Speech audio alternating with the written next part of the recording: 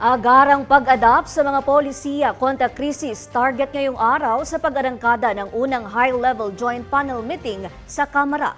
Muling nagbabalik si Judea Bernardo. Judea. Agarang pag-adapt sa mga polisiya na magpapatibay sa energy resilience at food security ng bansa sa gitna ng oil crisis.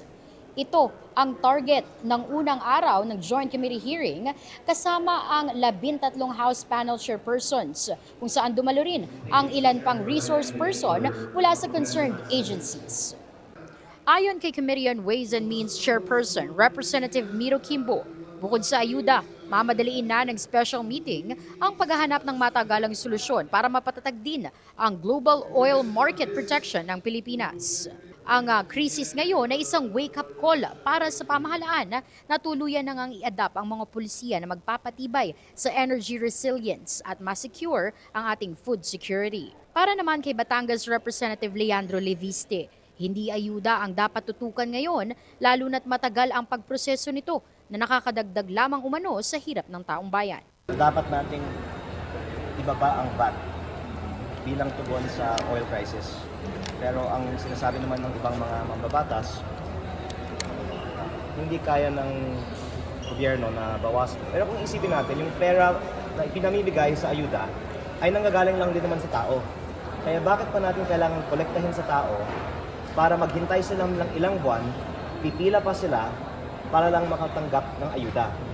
Kung wag na lang sana nating buwisan sila, hindi na natin kailangan padaanin sila sa matagal na hirap.